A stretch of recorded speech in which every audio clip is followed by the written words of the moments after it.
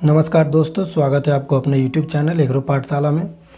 दोस्तों, आज का जो वीडियो है हमारा वो क्रॉपिंग सीजन ऑफ इंडिया पे है। यानी कि हम देखेंगे कि इंडिया में कितने क्रॉपिंग सीजन होते हैं और वो भी उस सीज़न में जो क्लाइमेट रिक्वायरमेंट होता है वो क्या होता है, उस सीज़न का सोइंग पीरियड कब होता है, हार्वेस्टिंग पीरियड कब होता है और उसमें टेम्परेचर का रिक्वायरमेंट क्या होता है और उसमें ग्रो कराने वाली कौन कौन सी क्रॉप आते हैं, ये सारे डिटेल्स हम इस वीडियो के माध्यम से जानते हैं। देखिए, क्रॉपिंग सीजन की अगर हम बात करें तो मेनली तो दो प्रकार का होता है। क्रॉपिंग सीजन कितने प्रकार का होता है, तो दो प्रकार का, एक खरीफ होता है, एक रबी होता है। बट हम जायद सीजन को भी इंक्लूड इसलिए कर लेते हैं कि देखिए, बहुत जगह पे क्या होता है कि जब भी आप मिट्टी से क्रॉप प्रोडक्शन ले रहे हैं, यानी कि सॉइल से जब भी क्रॉप प्रोडक्शन ले रहे हैं तो वहाँ से न्यूट्रिएंट लॉस हो रहा है। क्योंकि क्रॉप जो प्रोडक्शन लेगा तो न्यूट्रिएंट अपटेक करेगा, तब तो जाकर आपको प्रोडक्शन देगा। तो वहाँ से सॉइल अपटेक हो रहा है, यानी कि सॉइल लॉस हो रहा है।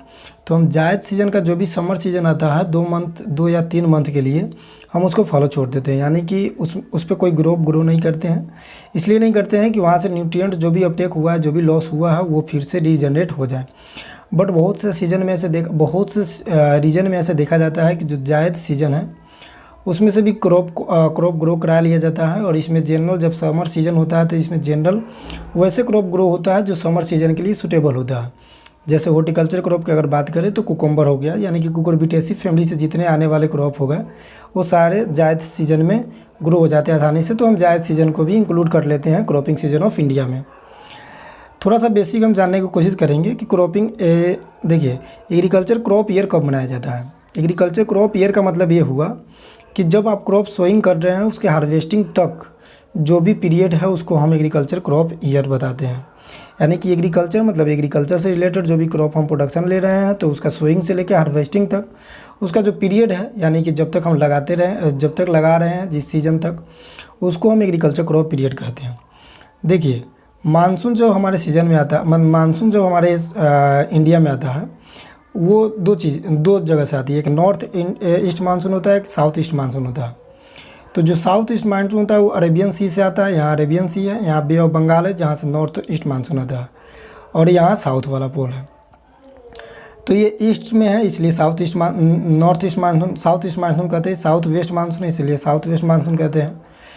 अब देखिए होता क्या है कि अरेबियन सी से सबसे पहले, यानी कि फर्स्ट ऑफ जून को सबसे पहले केरला में बारिश होती है, यानी कि रेनफॉल मानसून सीजन स्टार्ट हो जाती है। बट ऐसा तो है नहीं कि मानसून सीजन जिस समय स्टार्ट हुआ उस समय क्रॉप प्रोडक्शन स्टार्ट हो जाएगा। यहाँ क्या होती है कि क्रॉप प्रोडक्शन सबसे ज़्यादा नॉर्थ इंडिया में मनाई जाती है, यानी कि यूपी, बिहार, मध्य प्रदेश, राजस्थान वाले बेल्ट में ज़्यादा ग्रो किया जाता है इस खरीफ सीजन में। तो यहाँ बारिश आते आते, यानी कि जब ये जून से स्टार्ट होती है तो 1 जुलाई तक बारिश आ जाती है। हमारे सीज़न में कब तक आ जाती है, तो 1 जुलाई तक बारिश आ जाती है। तो 1 जुलाई से हम एग्रीकल्चर क्रॉप ईयर इंक्लूड करते हैं 1 जुलाई से 30 जून तक। यानी कि 1 जुलाई से लेकर 30 जून तक जो भी एग्रीकल्चर में सोइंग किया, हार्वेस्टिंग किया जिस भी सीज़न में, तो हम उसे एग्रीकल्चर क्रॉप ईयर बोल देंगे। जबकि मानसून पीरियड की बात करें तो मानसून तो जून में ही आ जा रहा है, 1 जून में आ जा रहा है और सितंबर अक्टूबर तक लास्टली रहता है। तो इसलिए मानसून सीजन हम जून से सितंबर तक मानते हैं। ऑफ रेनी डेज की बात करें, यानी कि कितने दिन बारिश होते हैं हमारे इंडिया में, तो देखिए मानसून में तो कोई ये सटीक नहीं है कि इतना दिन ही मानसून होगा। चूँकि मानसून कोई ऐसा नहीं है कि ये स्पेसिफिक टाइम पे ही आएगा और इतना ही बारिश दे के जाएगा। बट एक अप्रॉक्सीमेटली माना गया है कि 140 डे बारिश होती है, मतलब 140 डेज, यानी कि 140 डेज बारिश होती है इन इंडिया में। बट उसमें क्या होता है कि 75 दिन, यानी कि 75 डेज, कितने 25 डेज, 25 डेज जो होता है वो इफेक्टिव रेनफॉल होता है। बाकी का जो दिन होता है वो इफेक्टिव नहीं होता है, चूँकि उसका कोई समय निर्धारित नहीं होता है कि आएगी भी या नहीं आएगी। इसलिए हम रेनफॉल को इंक्लूड करते हैं 140 दिन, यानी कि 140 डेज, बस उसमें भी 45 दिन इफेक्टिव होता है। अब एक एक करके सारा सीज़न हम देख लेते हैं, तीनों सीज़न। देखिए, क्रॉपिंग सीजन, सबसे पहले क्रॉपिंग सीजन में खरीफ सीजन आता है। अब आपके मन में सवाल उठता होगा कि खरीफ पहले क्यों आ रहा है। तो चूँकि मानसून सीजन इस समय स्टार्ट होता है और मानसून सीजन से ही क्रॉप का ग्रोइंग पीरियड स्टार्ट हो जाता है। और खरीफ सीजन जो होता है इसमें 3 चीज़ें देखेंगे। एक तो देखेंगे सोइंग सीजन कब होगा, यानी कि हम सोइंग कब करेंगे। दूसरा देखेंगे कि हार्वेस्टिंग पीरियड, यानी कि हार्वेस्टिंग सीजन कब करेंगे। और क्लाइमेट रिक्वायरमेंट क्या है इस क्रॉप सीजन के लिए, मतलब ये खरीफ सीजन के लिए। तो देखिए, सोइंग सीजन की अगर हम बात करें तो start with the onset of the monsoon, यानी कि जब मानसून स्टार्ट हो जाता है उस समय से खरीफ का सोइंग स्टार्ट करना हम लोग चालू कर देते हैं। यानी कि जून से जुलाई तक इसका क्रॉपिंग यानी कि सोइंग डेज हो गया। हार्वेस्टिंग सीजन की बात करें तो at the end of monsoon, यानी कि जैसे ही मानसून ख़त्म हो जाएगा हम हार्वेस्टिंग स्टार्ट कर देंगे। और ये दोनों पीरियड में ही एक क्रॉप ग्रो कर पाते हैं। इसमें जो भी क्रॉप आएंगे एग्जाम्पल हम आगे देखेंगे, उनके लिए ये सूटेबल होता है खरीफ सीज़न। और ये जून जुलाई तक होता है सोइंग डेट और हार्वेस्टिंग डेट आप लोग याद रखेंगे कि सोइंग कब किस मंथ में होगा, तो जून से जुलाई में। और इसको मानसून सीज़न भी बोलते हैं, क्योंकि मानसून भी इसमें आ रहा है तो इसलिए मानसून सीज़न ही बोलते हैं। दूसरा हार्वेस्टिंग सीज़न की बात करें तो ये अराउंड सितंबर से अक्टूबर तक, यानी कि जब मानसून ख़त्म होता है तो हमारा हार्वेस्टिंग सीज़न भी ख़त्म हो जाता है। क्लाइमेट रिक्वायरमेंट की बात करें तो warm and humid climate with the high rainfall obviously बात है, चूँकि मानसून सीज़न है तो मानसून सीज़न में तो रेनफॉल हैवी होगा ही। और वार्म सीजन है ह्यूमिड का क्या मतलब है, जब मानसून होगा तो मॉइस्चर होगा, तो मॉइस्चर जब होगा सवाल में तो उसे ह्यूमिड कहते हैं। और वार्म मतलब थोड़ा सा गर्मी हमें चाहिए, चूँकि जून जुलाई में आपको ही पता है कि गर्मी होती है और मानसून सीज़न दोनों होती है।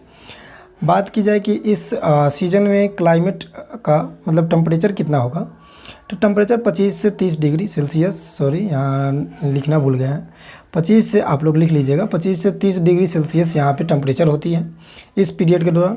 और इसमें रेनफॉल की अगर हम बात करें तो 1000 से 1500 mm, देखिए आपको 1000 से 1500 mm भी लिखा मिल जाएगा, और उसके साथ साथ 100 से 150 सेंटीमीटर में, यानी कि सेंटीमीटर में जब हम इसे कन्वर्ट करेंगे तो 100 से 150 होगा, यानी कि 100 से 150। वहीं आप mm में देखेंगे तो 1000 से 1500 mm इसका रेनफॉल हो गया। अब इसका एग्जांपल देख लेते हैं कि कौन कौन सी क्रॉप इसमें खरीफ सीजन में सूटेबल हो जाता है। देखिए सबसे पहले सीरियल्स में देखेंगे, सीरियल्स मतलब अनाज में देखेंगे कि कौन कौन सी क्रॉप आते हैं। तो इसमें आ जाता है राइस, मेज, मिलेट, बार्ले और ज्वार, यानी कि पर मिलेट और सरगम। और देखिए बहुत लोग क्या करते हैं, इसको ट्रिक से याद करने का कोशिश करते हैं, तो हम आपसे यही सजेस्ट करेंगे ट्रिक से मत याद कीजिएगा। ट्रिक से कितने दिन आपको मतलब इसको याद कर पाएंगे। एक समय ऐसा आएगा कि सारा ट्रिक इधर उधर मिल जाएगा, पता चलेगा कि जो आप याद किए वो भी भूल गए, और सही भी याद किए तो गलत हो गया। तो आप लोग क्या करेंगे कि इसको याद करने का सही तरीका ये है कि आप बार बार लिखेंगे। जैसे आपने एक बार पढ़ लिया, इसको रीड कर लिया, और उसको आप कॉपी बंद करके ऐसे ही लिखें, बिना देखे हुए, मुजवानी जिसे बोलते हैं उस तरह लिखें। तो देखिए सीरियल्स में क्या आ गया, राइस आ गया, मेज आ गया, पर मिलेट आ गया, पर मिलेट आ गया, sorghum आ गया। उसके बाद पल्सेस की बात करें तो इसमें मूंग आ गया, तूर आ गया जिसे हम अरहर बोलते हैं, पिजन पी भी बोलते हैं, और उड़द आ गया, दाल जिसको बोलते हैं। ऑयल सीड की बात करें यानी कि तिलहनी पौधे की बात करें तो इसमें क्या आ जाता है, ग्राउंडनट आ जाता है, सोयाबीन आ जाता है।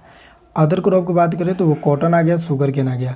यानी कि इन सारी क्रॉप की अगर हम बात करें तो ये खरीफ सीजन में होगा, और ये कितने टेम्परेचर पे होगा तो 25 से 30 डिग्री में। और कैसा वेदर होगा तो वार्म एंड ह्यूमिड वेदर होगा, हाई रेनफॉल होगा, चूँकि इस समय ही मानसून सीजन होता है, और खरीफ को ही बोलते हैं मानसून सीजन, दूसरे क्या बोलते हैं मानसून सीजन, और ये ऑटम सीजन में होता है।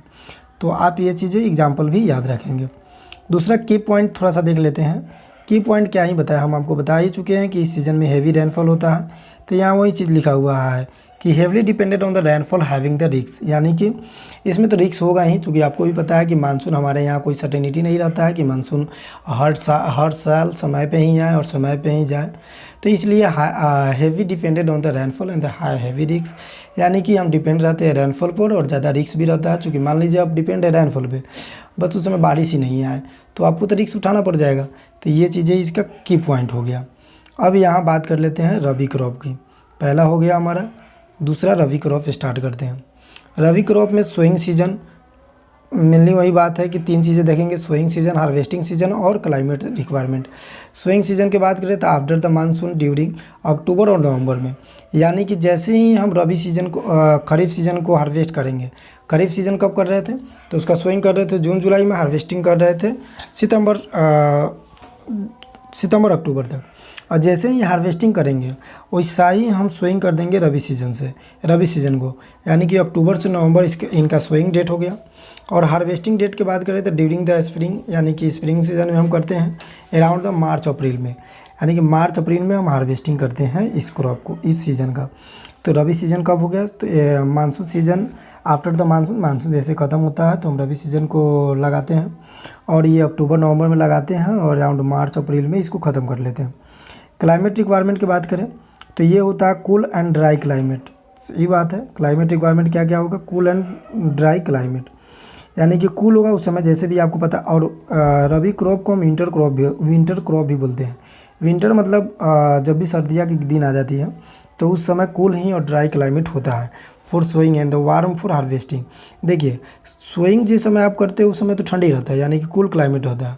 बट जैसे आप हार्वेस्टिंग करते हैं, जैसे आप हार्वेस्टिंग में लिखा हुआ है अराउंड मार्च टू अप्रैल, तो मार्च टू अप्रैल जैसे कि अप्रैल अभी आ रहा है, तो अभी जितने भी रबी क्रॉप होगा उस समय रबी क्रॉप का हार्वेस्टिंग स्टार्ट हो गया।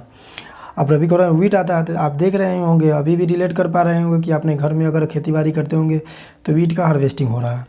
तो वीट के जो सोइंग होता है उस समय कैसा क्लाइमेट चाहिए, तो कूल एंड ड्राई, बट उसका हार्वेस्टिंग के समय वार्म क्लाइमेट चाहिए, यानी कि वार्म क्लाइमेट मतलब क्या होता है, यानी कि गर्म क्लाइमेट चाहिए। उसके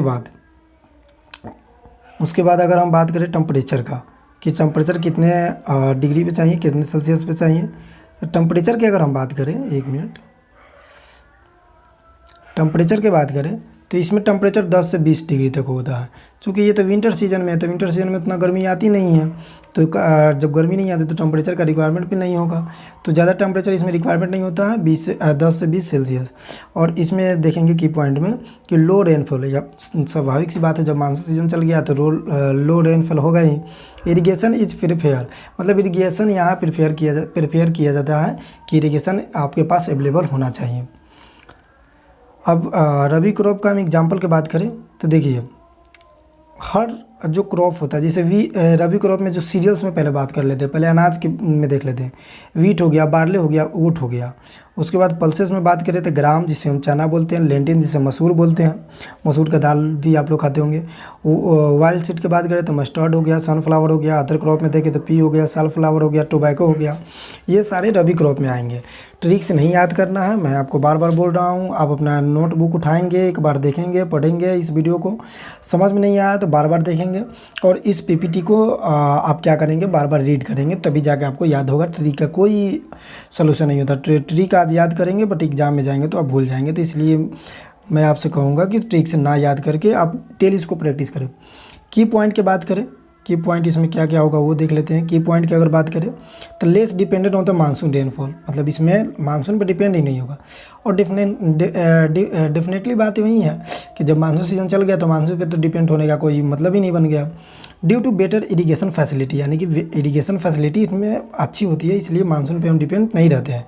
मानसून आए या नहीं आए उस समय मतलब नहीं है, चूँकि मानसून का सीज़न तो ख़त्म हो गया है। तो जो नॉर्थ ईस्ट मानसून होता है वो स्टार्ट होता है विंटर सीजन में, तो नॉर्थ वेस्ट मानसून उतना देता नहीं है हमें, वो तो 70% मानसून अकेला किसको देता है, तमिलनाडु को दे देता है। इसलिए हम यहाँ पे इरिगेशन फैसिलिटी को मजबूत रखते हैं और इरिगेशन फैसिलिटी से हम सारा काम करते हैं। उसके बाद रिक्वायर स्पेशली बात करें तो कोल्ड वेदर क्लाइमेट होना चाहिए, यानी कि कोल्ड मतलब क्या, ठंडा वेदर होना चाहिए। अब देखिए लास्ट हम अपना बात कर लेते हैं, उसके बाद थोड़ा सा आपको बताएंगे याद करने का तरीका। जायद क्रॉप देख लेते हैं। जायद क्रॉप तो देखिए, जायद सीजन में क्या करते हैं कि इस समय तो मिट्टी को फॉलो छोड़ देना चाहिए, यानी कि ब्रेक के लिए छोड़ देना चाहिए। बट होता क्या है जनरली कि हम जितने भी लोग हैं सब जो होते हैं स्मॉल फार्मर्स होते हैं, स्मॉल फार्मर्स नहीं चाहते कि उनकी ज़मीन खाली रह जाए, क्योंकि वहाँ पे कोई क्रॉप ग्रो करेंगे तो उनके अपना जीवन के लिए, यानी कि सस्टेनेबल एग्रीकल्चर वहाँ हो जाएगा। इसलिए घर का भी ध्यान रखना पड़ता है, इसलिए जायद क्रॉप में भी किसान अक्सर लगा ही लेते हैं क्रॉप। तो इसका जो सीज़न होता है between the March and June मतलब जब समर का सीज़न होता है, यानी कि जैसे गर्मी स्टार्ट हो जाता है समर सीजन में, तो जायद क्रॉप को हम लगाते हैं। उसके बाद हार्वेस्टिंग सीजन की बात करें, harvesting before the arrive the monsoon, यानी कि जो हार्वेस्टिंग करेंगे वो मानसून से पहले करेंगे। सोइंग करेंगे कब, जब हम रबी का हार्वेस्टिंग कर लेंगे तब, यानी कि रबी का हार्वेस्टिंग करेंगे तो सोइंग करेंगे, और जैसे मानसून आएगा यानी कि खरीफ को हम सोइंग से पहले तक इसका हार्वेस्ट करके अपने घर में स्टोरेज कर लेंगे। क्लाइमेट रिक्वायरमेंट की बात कर लेते हैं। क्लाइमेट रिक्वायरमेंट की अगर हम बात करें तो वार्म वेदर चाहिए, यानी कि आप जानते ही हैं कि जब जायद का सीज़न आता है तो समर सीज़न आ जाता है तो टेम्परेचर ज़्यादा होता है, गर्मी ज़्यादा होगा, तो वार्म वेदर चाहिए एंड द लॉन्ग डेज, यानी कि ज़्यादा दिन तक वार्म वेदर होना चाहिए। एबिलिटी की बात करें तो water of the irrigation facility, यानी कि इरिगेशन फैसिलिटी क्रूशियल होना चाहिए, यानी कि अवेलेबल होना चाहिए। अब देखिए इसका एग्जाम्पल बहुत इंपॉर्टेंट है, आपसे एग्जाम्पल पूछ देगा, आप तो दोनों का एग्जाम्पल रटे रहेंगे, लेकिन जायद के एग्जाम्पल आपको कुछ नहीं करना है। बस इतना याद कर लेना है कि वैसा क्रॉप जो हम सब्जी के यानी कि वेजिटेबल पर्सपेक्टिव से लगाते हैं, जो ज़्यादा वाटर का रिक्वायरमेंट नहीं मांगता है, जैसे वाटरमेलन हो गया, मस्क मेलन हो गया, कुकुम्बर हो गया, बीटल गार्ड हो गया और पम्पकिन हो गया, ये सारा जायद क्रॉप में ही आता है। की पॉइंट की अगर हम बात करें तो इसमें हम क्या करते हैं, जब भी शॉर्ट पीरियड का जो भी होता है, आपको भी पता है कि ये रबी और खरीफ के बीच में होता है, तो इसमें हम जितने शॉर्ट क्रॉप को शॉर्ट ड्यूरेशन वाले क्रॉप को यूज़ करेंगे उतना ही बेटर रहेगा, क्योंकि इसमें ज़्यादा हमारे पास सीजन है नहीं, ज़्यादा समय है नहीं, तो हम वो क्रॉप नहीं ग्रो कर सकते हैं जिनका क्रॉपिंग ड्यूरेशन लॉन्ग हो। तो इसमें शॉर्ट ड्यूरेशन क्रॉप ग्रो करते हैं that grow between the main cropping season kharif and rabi, यानी कि वैसे क्रॉप को हम ग्रो करते हैं जो किस किस सीजन के बीच में होता है, यानी कि रबी एंड खरीफ के बीच में, और ये शॉर्ट ड्यूरेशन होता है। Cultivation area and sufficient irrigation, वैसे एरिया पर हम कल्टीवेशन करते हैं जहाँ पे मोर देन सफिशिएंट इरिगेशन है, क्योंकि इस समय तो कोई मानसून का सीज़न है ही नहीं।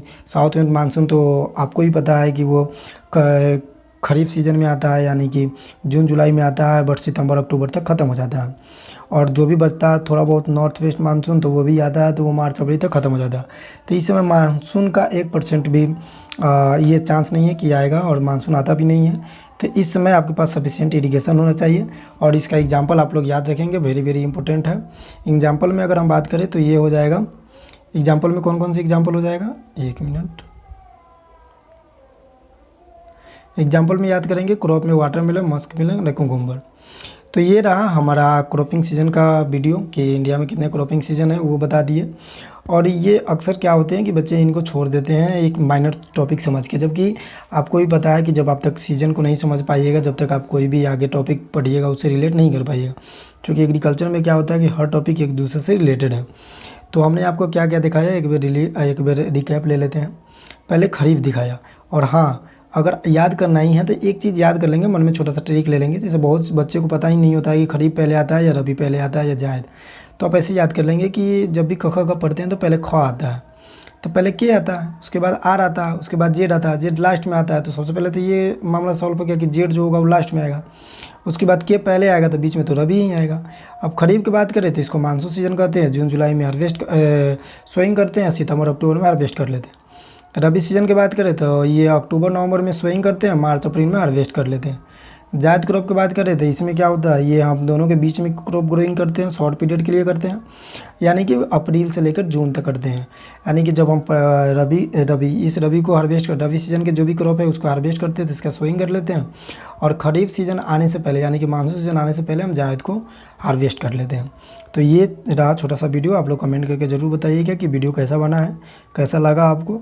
और एक चीज़ डिस्क्रिप्शन में लिंक है जहाँ पे आप हम लोग का एक छोटा सा फैमिली है टेलीग्राम, वहाँ पे हम लोग क्या करते हैं डेली क्वेश्चन प्रैक्टिस करते हैं, जिससे आने वाली कोई भी एग्ज़ाम कम्पिटिटिव एग्ज़ाम वहाँ से हम अपना एग्ज़ाम को बूस्ट कर ले। धन्यवाद।